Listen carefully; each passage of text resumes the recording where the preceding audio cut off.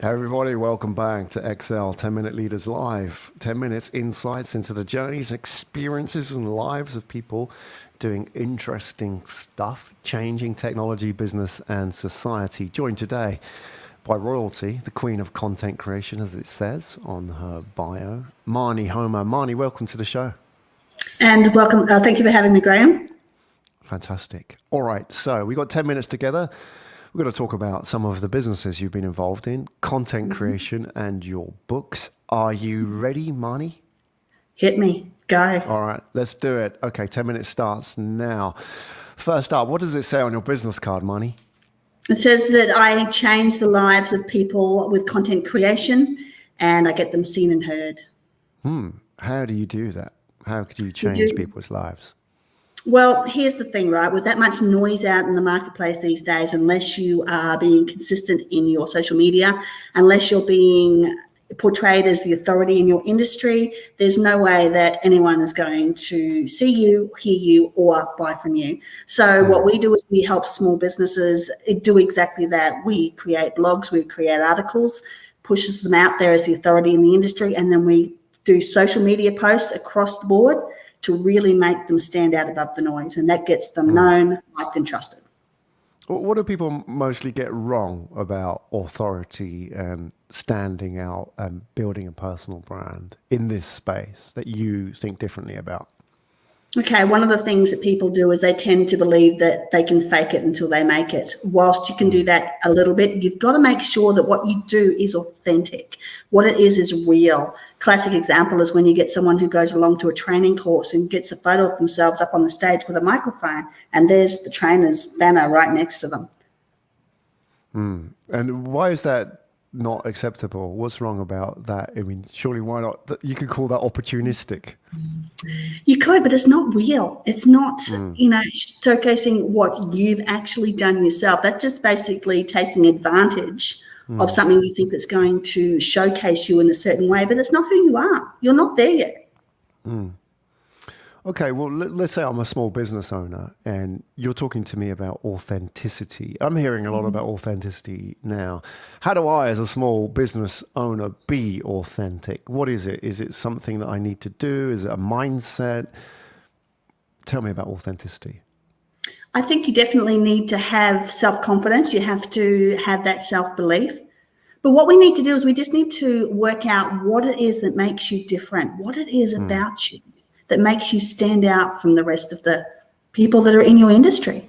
Do most people know that about themselves? Is that something that you have to reach in and find?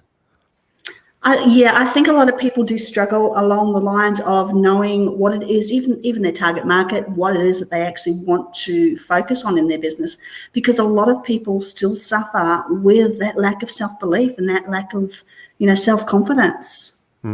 Why do you think that is? Is that because most people know what they do? They're good at their business. They're good at selling. They're good at talking about what they do. Why do they lack self-belief and confidence? Where does that come from? Look, it can come from a number of places. A lot of people have grown up, and what happens is before the age of 7, you can actually take on beliefs into your unconscious mind that, you believe to be true. So if your parents have said, oh, you're not good enough, or a teacher has told you that, or some form of authority has told you that, and you've heard that multiple times, you download that as true. And what actually happens is you end up going through your life and your unconscious mind spends its time proving to you that's exactly what you are. You're not good enough. And this is Yeah, where these beliefs come from. yeah. Schooling has a lot to do with that, right? So, Oh, yeah. Yes, schooling has a lot to answer for, actually. and also, I guess media portrays images. Media is run by editors. It seems now that you don't need to be picked by somebody else to stand up and talk about something. So there's that cultural inclination to wait until we're picked. However, now you're saying that people need to get out there and pick themselves. They need to be authentic. You don't need somebody to tell you that you're worthy to tell your story, right? That's going to Absolutely. require a lot of unlearning, especially, I guess, for an older generation, people who didn't grow up with social media so much. This is going to be a challenge. All right, changing gears a little bit. What surprises people when they learn about your story, Maini? I think what surprises people the most is that they see this confident, certain, woman who completely believes in herself and requires no external validation. And when they find out that I grew up in an abusive family and I didn't have the skills taught to me that I needed to fit in or even be part of society, that I've had to learn it all myself every step of the way. I think that's what surprises people, my early story and how I've come about, how I've gained the skills that I've needed to. And how did you learn all those skills? Are you self-taught? Did you go back to school for that? Or, when you say that people don't sort of add these two things together, was there sort of a changing point in your life where you said, right, I'm going to make good on this? There were several moments in my life that catapulted me into a different direction, if that makes sense. Like when I was 24, in the space of 12 months, my father died, my family kicked me out, my ex-husband walked out, every friend I had in the world left, and I decided to move to New Zealand. So that was in the space of 12 months, and that definitely put me on a different pathway to where I was headed, if that makes sense. A lot of the time I was unaware of the, whether you call it the universe, God, whatever you choose to call it, of things being put in my path to help me grow along the way. But in hindsight, when you look back, you can see certain points where that's happened, even to the point where just 4 years ago now, yes, I was dragged kicking and screaming into an NLP training course, which I did not want to be there. But that is what changed my life. For those that don't understand NLP, please give us a quick 101. NLP stands for neuro-linguistic programming, and it's basically language of the mind. So you're working with the unconscious mind to remove those limiting beliefs and to remove certain emotions like anger, sadness, and fear. And once you conquer those, then your life will never be the same. And how do you do that? Just by changing your language? Not just changing the language. You work with a professional NLP trainer or something along those lines, and they actually have processes and tools they can use that will help you go back into your unconscious mind and work out where you first downloaded these beliefs that you have. It's so powerful. Have you done it? No, I'm aware of it, but I've never done it. I wonder, what would it do for me? Well, it really depends on what it is that you feel is stopping you. You may not even be aware of what it is, but if you've ever self-sabotaged or you've ever not put yourself out there through fear of what other people might think, or you really don't believe you're good enough, these are the things that it can change. Well, let's say fear of rejection. That's something that I feel. I feel that I'm scared to ask somebody for something because of that fear. How would NLP help me there? Okay, well, that was one of my biggest.